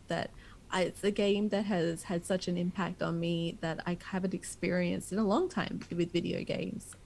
So I am going to keep telling people to play Psychonauts 2. Got absolutely, snubbed in the Game Awards. So yeah, everyone out there, when you have the chance to play Psychonauts 2, definitely give it a go. It's a great game, great story, great art style, great everything, and all, like, it's perfectly well-rounded to me. So I just think it's definitely, even if you don't think it's your style of game, because I definitely thought it wasn't my type of game, and look at me. So definitely try it out. Yeah, look at me. Look at me. Look at me. My second one is I went from a person that never played a Halo. That is thanks to a guy in my 9th grade ancient history class who raved about Halo and said Halo is the greatest game of all time and no other game could compare, and it really wasn't up for discussion. So I went, you know what? Halo. And I hadn't played Halo for like the longest time and didn't touch it. I did buy a Master Chief Collection, but we all remember how nasty that release went. So then I still hadn't played any Halo. And then thankfully with the Halo multiplayer that came out, I think I've almost played it every single day since it's been out. I love it. It is so great. I've mentioned before, it reminds me of like Unreal Tournament when I used to play Unreal Tournament way back when. It has the same kind of fast-paced vibe to it, same kind of like gameplay, gun handling, and just modes as well. So I've absolutely loved Halo multiplayer. Have you dropped any cash on Halo yet? Have you bought any skins? I haven't even bought the Battle Pass. I haven't even bought the Battle Pass. Proud of you. I thought you might have, because you have been playing this game hard out. I really have. And I almost bought, they had the pineapple grenades, but I didn't. I'm actually more sad that I missed that than having self-control and not buying it. So, but yeah, loving Halo. I will play the story when they release co-op, because I think I'd love to play it co-op instead of solo. Yeah, you got a 5-ish month wait on that one, sadly. It's fine. Loving multiplayer plus Destiny 2, which expansion is going to be coming out, so that's going to take up some time. Next one, Hades. Everyone raved about this game, and it's kind of the game style to me. I just didn't understand. I'm like, how could a game with this kind of game style be so popular? How could everyone like it? How can it be so amazing? And then I played it and I went, oh, I get it. This is a great game. It's fun. Once again, fast-paced. No BS, no downtime, lovely story, great character design, voice acting as well, and music. It was great. Totally understand why everyone loved playing Hades. It's a great game. Haven't finished it. Probably won't. I'm not that good at it. But it was great. I enjoy. I'm crap at it, but I still enjoyed my time. So that's the true markings of a great game. I think that's a fair way to describe those types of games too. Like you can say it's one of the best games you've played even if you haven't finished it, just based off the temperate check and the gut check, right? Where if you loved it but maybe it got a bit tough and you need to put it down for a while, it doesn't mean it's not a good game. It doesn't mean you can't grade it accordingly. Yeah, just because your shit doesn't mean the game's shit. So yeah, good experience with that one. Strangeland was a nice little surprise indie that kind of came up. Point and click adventure. Great little story, maybe even if it was a little predictable at some times, but wonderful art design, story and everything. Then Timberborn, which was my city builder with beavers. It sounds stupid, but it was actually a lot of fun to play. And then we also had Unpacking. The Indie Darling of the Year, as awarded by the 8-Bit Nation. Exactly right. And for me, it was just a really perfect chill game, because like things had been getting a bit stressful with at that point in time, especially with like also assignments and everything. So it was really nice to have a game to like relax to chill to, and that was like the perfect game for me, especially with getting everything all perfect and situated. So that was a fun one. Forza Horizon. But like, talk about taking me out of my comfort zone and proving me wrong on my like stickler ways. As a person that hated racing car driving games, Forza Horizon like knocked me off my feet. I absolutely love that game. Obviously it doesn't fit the same kind of criteria as most driving games. It was a bit more open, a bit more, you know, open world, a bit more arcadey, linear. Yeah, less linear kind of thing.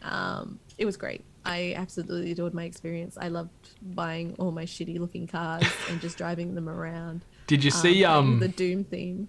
Did you see it just got awarded IGN's Game of the Year? I didn't actually. It's so nice to see that it's actually getting that acknowledgement. I definitely think it actually probably met a good criteria to actually fit in that space, but it seems like maybe because of what type of game it was, maybe it wasn't acknowledged as much as being a Game of the Year contender.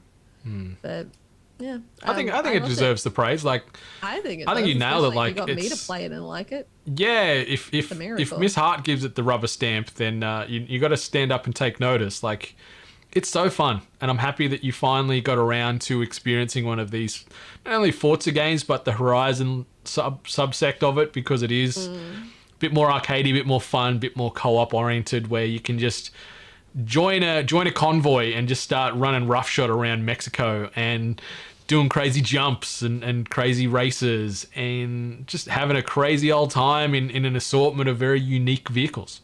Yeah, it was lots of fun. I can't believe I actually now enjoy a car game. Yeah. Hell froze over. And the last one is Raji, an ancient epic, a little indie platform adventure game. We saw it way back when. It was like maybe an indie event, or maybe it was like an Xbox indie event, if I remember correctly. And the style and the storytelling really caught my attention. And then obviously it got released on Game Pass. So then, there was no loss in giving this game a try. And I really enjoyed it. The story is lovely and the gameplay is relatively accessible. And the stage design is just beautiful. So that was another one that kind of like surprised me. So those are my favorite games of the year. Yeah, I'm in agreement with a lot of those. Like Psychonauts 2 by Double Fine is a must play for 2021. You need to get your hands on it, listeners. It is so great and very unlike a lot of the games that came out from a tonal perspective. It might be a platformer with some quirky characters, but like some of the depths and just the emotion that is conveyed and the real themes that is showcased throughout this game continuously is really, really, really well done. Like the storytelling team there at Double Fine knocked it out of the park. Hey, Halo, yeah, the multiplayer, phenomenal. Absolutely adored it. The campaign, awesome as well. I am not patient enough to wait until next year to play it co-op. I've slapped through that in single player and loved this new direction as far as this open world sandbox that they're working with in this Halo world now, making it a little bit more fun and a little bit more flexible as far as what do you want to do, where do you want to go? Just point your Master Chief in that direction and go explore, which is awesome. Some other indies I wanted to shout out. Death's Door by Acid Nerve and published by Devolver. Really, really great. On a lot of people's Game of the Year award listings and has won a lot of awards. Really, really like the art style. We do have a Death's Door spoiler cast on the Hunger Gamers RSS feed that you can check out for further detail on that. Also wanted to shout out Kena, Bridge of Spirits. Oh, yeah, Kena, yeah. Yeah, by Ember Labs and then published by Sony. Little indie gem by a small team, debut game, gorgeous, challenging at times, but fun and rewarding. And I was just smiling throughout this game, just with the cute characters and then the challenging little bosses. Yeah, the little rots and then the customization of your little rots. Like, it's so good, and I'm very excited to see what Ember Labs has in store for the future. I wasn't sure if I put this next one in indies or AAA. And this is Returnal by Housemarque, who are an indie studio but have since now been acquired by Sony. So it sort of sits in the middle. It straddles both lines. But really, really great. Like similar to what you said with Hades, like it's difficult and it's very challenging. Like that sort of roguelite style of game is a punish. And I don't usually play a lot of those styles, but Returnal, just with this world, like this science fiction HR Giga alien type of homage with the creatures and the aesthetic and the vibe, that sort of got that 80s vibe to it as well, with just the colors and the animation. It's just, it was so good. Like it was tough, but I loved it. And it's pretty much my game of the year, I'd say, as far as things I've experienced. I loved it. And it's very unlike me to jump into this type of genre and take it out. Like I'm usually a big narrative, big open world RPG type of guy. Yeah. Trigger Witch is another one I wanted to shout out, done by our friends at Rainbite. Really enjoyed that. Twin stick shooter, bullet hell, cuteness, overload with an absolute bucket load of violence. And really, really fun. As far as AAAs, I also wanted to give a bit of love to Deathloop. Obviously, it is the 8-Bit Nation's Game of the Year for the 2021 biddies, done by Arcane and Bethesda. One of the quotes that we sort of read in the biddies where it was like a thinking person shooter. I agree, because there's abilities and ways to go about things, and you need to perfect how you're going to kill all these people in your 24-hour loop. You've got to set your scheduling and work out, okay, these people are going to be over there, so I can get them in the morning, then the noon and the afternoon. Like, you got a very finite period of time to break the loop. And really cool, really, really slick game. Voice acting was awesome. The art style was great. The abilities and the weapons, all of those things. We do have a Deathloop spoiler cast you can check out as well on this feed, so give that a peek when you can. Another game that I want to mention we also have a spoiler cast on is Ratchet & Clank Rift Apart by Insomniac, and then obviously Sony exclusive. One of the best platformers I've played in a good long time. And It was good. It was just fun, and it had some heart, and it was challenging at times, but challenging, not too challenging to sort of break the enjoyment. Like, it made you think, but you could still just cruise around and enjoy this world and just soak in the gorgeousness of this universe or universes. And obviously we saw Rivet co-win the Character of the Year award in the biddies. Right. So, she was very well received, voiced by Jennifer Hale. And the last game I wanted to touch on as far as favourite things we've played, and that's Marvel's Guardians of the Galaxy. Yeah. This game, I had very, very, very low expectations of this game when it was announced and showcased. I thought it was going to be an absolute turd of a game, and my God, could I be more further from the truth with that statement. This is one of the best games of the year. Like, it's a coin toss for me as far as game of the year. Like, there's Returnal, there's Deathloop, and then there's Guardians. For me is probably my 3. And depending on how I'm feeling at the minute, it could change slightly. But Guardians was so good.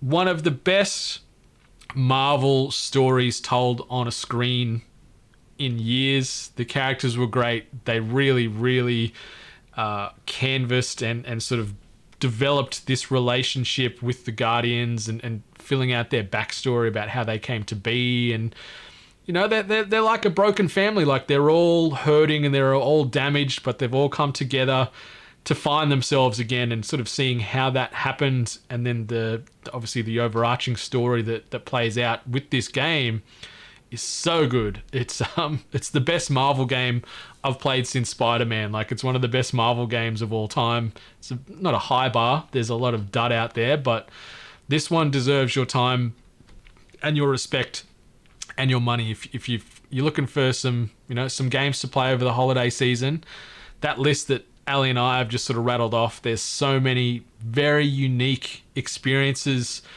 between that indie and AAA route that you cannot go wrong. Like, there's something for everybody, and we've just touched on like 5% of the games that have released this year that are probably worth your time. So it's been a good year for Game & Miss Hart. Plenty of things to play and plenty of things we've loved. Yeah. Absolutely spoiled for games. Very lucky. Very, very lucky. And that brings us to the end of the topics, I guess you could say, for episode 268, our favourite things of 2021. Miss Hart, anything else you want to say or want to riff about before we formally close up the Hungry Studio for the rest of the year? Yeah, I guess like as we head into the new year, we kind of like think about our New Year's resolutions. And I mean, gotta be honest, like there's quite a few things on this list that I obviously haven't experienced, so anime being one of them. So I'm wondering if maybe something from this list of yours I should probably give a watch in the new year and give it a try. Maybe I will watch one of these animes. Hell yeah. We can talk and work out which one is going to be the one for you, Miss Hart. There's plenty out there. And maybe I can do the same. Maybe I can peek through this list of yours and grab one of these TV shows or games like Timberborn. Could be something up my alley, potentially. So maybe I can give that a go. Or Strangeland. I remember you gushing about that game in an earlier THC episode this year. Very, very unique point and clicker that, thinks it could be my speed. And you said it was a bit of a shorter one too. Yeah, it didn't take me long to play it. It was a few hours. Okay. But 8-Bit Nation, this brings us to the official end of THG for 2021. As we've sort of mentioned at the start of the episode, we'll be back in January sometime. We haven't got a fixed date yet, but we're just sort of working on some things behind the scenes as far as plans for 2022, content that's coming out, content that might not be returning, best platforms to get us on. We're trying to make it a bit more listener facing or a bit more nation facing, I guess you could say. We want to be a bit more present, want to be more visual, so we'll try and do more video or stuff like this, whether it be on streams or we do more stuff on social media where you can see our mugs as well as the rest of the crew. Just if you want to. If you want to. If you don't, that's fine too. Our faces aren't for everybody, but our content certainly is. Except for not for kids for some of the things we talk about, that's for sure. Sorry, Dane. Yeah, sorry. Sorry, little Bo and the rest of your beautiful kids. But that brings us to the end of THG for 2021. Miss Hart, has been an absolute pleasure to be riding shotgun here with you for another year. We're moving into the 7th season of The Hungry Gamers. Whoa. And crazy. In very fitting Hungry Gamer fashion, our first episode for 2022 will be episode 269. Nice. So maybe we can have some fun with that somehow. But 8-Bit Nation, thanks for your continued support. Thanks for your interactions. Thanks for your love. Thanks for your subscriptions, your shares, your positive words, your constructive criticism and feedback. We love it all. We continue to take it all on board and try and grow this show and grow this platform with yourselves in mind, because without you guys and gals out there, we'd just be a couple of people shouting into the ether on microphones. So we appreciate every single one of you all. Hopefully you stay safe and happy this holiday season. We wish you nothing but the best. But until next time, 8-Bit Nation, much love. And stay hungry. All right, so I've officially hit stop on the recording.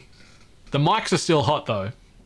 Yes. And I saw my mum come in to throw some shade about all my nicknames when I was growing up. Yep, Peter, even though she called him Peter Benkman, I'm going to say that's a typo there, Mama Loz. But Spike White was a thing for a few months there.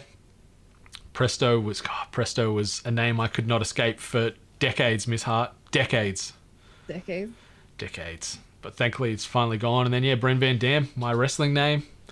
Whitey, obviously with the surname. But Miss Hart, what about you? Did you have any funky nicknames when you were a kiddo? No, I was just Allie, and then for some reason everyone decided to call me Alley Cat. Alley Cat? I did not like that. Didn't like that very much. And then within a certain side of my my family, I was actually known as Bill. As Bill? Yeah, Silly Billy. Oh, okay. I was curious to know the backstory there. Then that really sweet part about it kind of just disappeared, and then everyone was calling me Bill. Just Bill. God, I'm not going to bring that back out of fear of you punching me somehow, but Bill. Prefer Bill over Alley Cat. Alley Cat, yeah. Wow. Yeah. People and nicknames. It's funny just seeing like a girl and that's Bill. Yeah. Well, I know a Belinda in the games industry, and she refers to herself as Bill actually, but like not Bell, but Bill. I was gonna say Bell makes sense. We're not. Oh. Yeah, each to their own. Your name is your name. You do with it as you please, I guess. I don't know. Yeah. So some names you get to choose, some names you don't. If you could change your name to anything, what would it be? Oh, don't give me this. I don't know. I've been like Allie for so long. The only other thing was, how when you find out what your name was going to be from parents, yep. Like, oh, you could have been this or this. I would have been Bethany. Oh, yeah. So I could have been Beth. And for some reason, I feel like that also works for me. So yeah, I could see you as a Beth. I could see me as a Beth. So that's where I would have gone down. Yeah. That route. Yeah. See, Limo says it's still not hard for him to call me Presto, and that's fine. I don't mind. I don't mind. It's just funny, with nicknames, how some people fully commit to the nickname when they introduce themselves. It's like they don't say, hey, my name's John. It's, hey, my name's Smithy or whatever. It's like, No, it's not. Like, your name's John. Like, I've never been one to say, like, all through those years where I'm like, hey, my name's Presto. It was always like, hey, I'm Brendan, but then somehow get around and the Presto thing had come up anyway. And then people thought my name was like Brendan Preston for a while, or Preston White. I'm like, no, that's not the case. That is not the case. Oh, okay. So that's what I've been trying to work out occasionally why the mouse was popping up over the screen, and it's just because it's following where it is in relation to the monitor. So like, yes. Learning all the streaming things today, Miss Hart. I'm also seeing that how mulled out my camera is, so I apologize for that. But I mean, I live in a pit of darkness, so. Ah. You excited for Christmas though? Yes, I am. Like, just the downtime and being able to like relax and such. It should be good. Plus the eating. But Yeah. I'm going to have to up the gym intake so to cancel it out, because that's how health works, right? Yeah, very much so. I'm excited because the like Mum and Darren are coming down here, and we've just, instead of like for years and years we'd always do the big Christmas cook up ourselves, but it just becomes a bit of a pain. The time and Someone the has to money. clean. Yeah. So what we've done, we did last year and we're doing it this year again, is we're just like, we've booked in for like a 3-hour lunch menu where it's like bottomless drinks, and so it's all you can drink for 3 hours and all you can eat. And we're doing it at this place on the water here in Melbourne at the Arbory. So I'm very excited for that, because the food there is fantastic, and same with the drinks. So it's going to be good, because then you can just, you roll out maybe a bit tipsy and very full, and you're going, oh, don't care anymore. That's someone else's problem. It's for the cleaning factor, yeah. Like, and then also like, there's always some person, usually mums, but I don't want to stereotype that, that's running around. There's always someone that's running around doing everything, and then they don't get to experience it. Some people are just natural hosts, but it's kind of sad seeing someone just like being more stressed out than everyone else that's just kind of chilling and drinking. So that's also a good idea for them. That's the tough part with like a lot of like any social gathering that you throw at a house or something. There's always someone that's got to be a bit more straight-laced, like for the most part, because they don't want not only their house to be destroyed, but also they want the vibe to keep going and the positive energy, so they can't have as many drinks for the most part as the others, or can't get a little rowdy. So yeah, I feel for the host. So just looking forward to letting the hair down next week. I can't believe Christmas is in a week. Someone said that, they're like, oh, Christmas is next week, and I was like, bullshit. And nope. Yeah, get fucked. 7 days. Like today will be Christmas in a week's time. I'll be eating that lunch in a week's time. And then you're like, okay, Christmas is over. Like, now we just have to wait for New Year's. But New Year's is just like that. It's just like instantly. And then the year is over, and then you kind of wonder what you did with it. I still don't even know what to do for like what I'm doing for New Year's. And then it's also like, because of all this COVID stuff, like, is this thing going to pop off again? So then is New Year's going to be sort of parked for people or places? So it's like, I don't know. Yeah, well, we're having issues here now. We're back to bringing back some rules because of issues. Yeah, it doesn't help that it's winter too and it's getting cold. I saw some of the numbers, like the daily numbers now in America is pretty scary. I feel like it never got better. Maybe it declined a little bit, but it never got better. I think at least here in AU as well, the news just stopped getting reported so much. Like they didn't do the daily number updates. Like it was still happening, but they're like, oh, we need some positive spin. Let's just not talk about it for a week. That's exactly like what is happening here. Like it would get mentioned, but it wouldn't be reported as heavily. So, yeah. Goddamn media. Can people confirm as well in the chat, was the stream quality okay? Like was the audio and the video consistent, or were we dropping any frames? I looked like it was all good on my end, but like off my computer I was running it on the Wi-Fi, so I was wondering if there was a few little packet drops here or there. It looked like it was okay through OBS the entire time though. Yeah, I mean I didn't get to see it, but I'm sure it was fine. I'm sure it was good. But yeah, that's our first like live stream. Yeah, I think it was fun. I think it worked. Yeah, it could have been worse. Yeah. No, Yeah. it did well. Yeah. No, I think the concept of bookending it with the forum being open, and then in between that we just do the usual THG is a good way. Is YouTube the platform for it? I don't know. Maybe not. Try Twitch Maybe next we time. try Twitch next time, just to see. But yeah, I think that's that. What do you think, Miss Hart? It's getting close to dinner time for you and lunchtime for me. Yeah, it's time for the hungry gamers to eat. Yes, I've got leftover pizza in the fridge. I've got a Costco pizza in the freezer. Oh, winning both sides of the fence here. But appreciate everybody for stopping on by. I know it's Thanks, a busy guys. time. It's a crazy time. So yeah, as mentioned on the potty, just stay safe out there. Keep your loved ones close. Enjoy the holidays in whatever capacity that you celebrate or don't celebrate. Just enjoy this time off to rest and reset and get ready for 2022 because it's a bit tough out there at the moment still with this COVID shit. So just be smart, just be safe, and eat and be merry. Damn right. Yeah, just be safe, be smart, enjoy time together with loved ones, and yeah, look after yourself. Yeah.